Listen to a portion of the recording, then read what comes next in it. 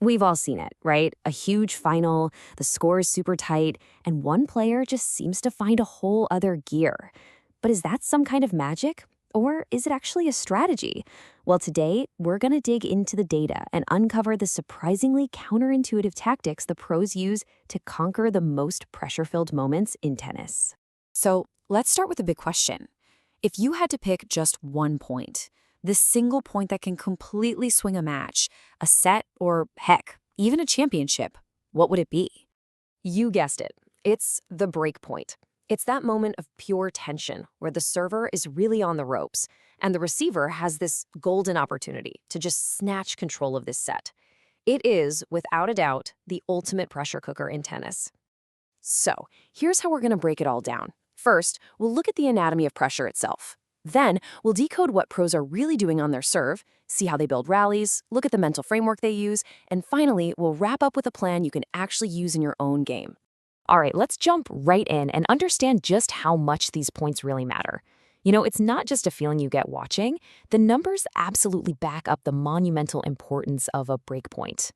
And here is the number that says it all, 75%. When a player converts a break point, they go on to win that set more than 3/4 of the time. I mean, let that sink in. It's not just 1 point out of many, it's a massive swing in momentum. And believe me, both players feel every ounce of that weight. And that's really the crucial thing here. The pressure is almost entirely psychological. The server is just desperately trying to avoid a catastrophic mistake, like a double fault. Meanwhile, the returner is fighting that urge to get too excited and swing for the fences. The mental game becomes every bit as important as the physical one. So, how do the pros deal with this? Let's look at the very first shot, the serve. Now, you'd think the obvious play is to just go for a huge, unreturnable bomb, right? But the data, well, it tells a very, very different story. This is the classic dilemma, isn't it? Do you risk it all for a potential ace and a cheap point? Or do you play it a little safer just to start the rally? Let's see what the best players in the world actually do. Now, check this out because this is fascinating. Look how tiny that difference is. Pros are not trying to hit the fastest serve of their lives. In fact, if anything, they take a little bit of pace off. They're way more concerned with getting that first serve in the box. And this is where the real genius is. Look at that shift in location. On break points, they serve into the body way more often. So why do they do that? Well, a good body serve jams the returner up, right? It keeps them from taking a big, aggressive cut at the ball. It cuts down their angles, and honestly, it's just a much higher percentage shot to make when the pressure's on. The legendary coach Patrick Martoglu really said it best.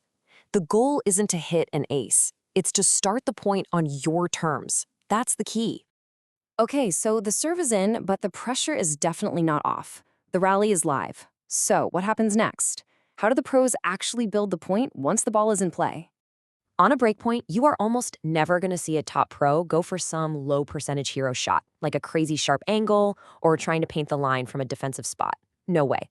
Instead, they fall back on high percentage patterns, heavy cross-court shots with tons of net clearance, and deep balls right down the middle that take away the opponent's angles. These are their bread and butter plays, the stuff they have drilled for literally thousands of hours.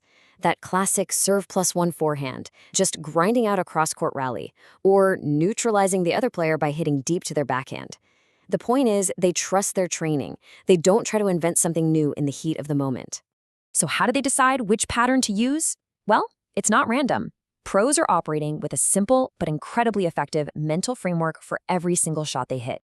It's called DNO, defensive, neutral, and offensive. So think about it. If you're stretched way out wide, you're in defense, and your only job is to get that ball back in play and reset. If you're trading ground strokes from the baseline, you're in neutral, just patiently building the point, and only when you get that short ball, you earn the right to switch to offense and really look to attack. And this right here is the absolute key. On break points, the pros don't force it. They actually embrace the neutral phase. They are perfectly happy to rally cross-court, hitting safe targets over and over, just patiently waiting for their opponent to either crack from the relentless pressure or give them that one perfect attackable bull. All right, let's bring this all together. We've seen how the pros manage the serve, the rally, and their decisions. So the big question is, how can you take this and apply it to your own game? Here it is. This is your pressure-proof plan. First, focus on making a smart first serve, not a heroic one. Make the heavy cross-court rally your go-to play. Trust the shots you've practiced a million times. And always, always know if you're in defense, neutral, or offense. But above all, be patient. Your job isn't to hit a spectacular winner. It's to apply so much steady pressure that your opponent is the one who makes the mistake. So the next time you step up to the line and you're facing a break point, try to reframe the moment. See, it's not a moment to be scared. It's a chance to execute a clear, disciplined strategy. It's an opportunity to show that you understand what it really takes to win.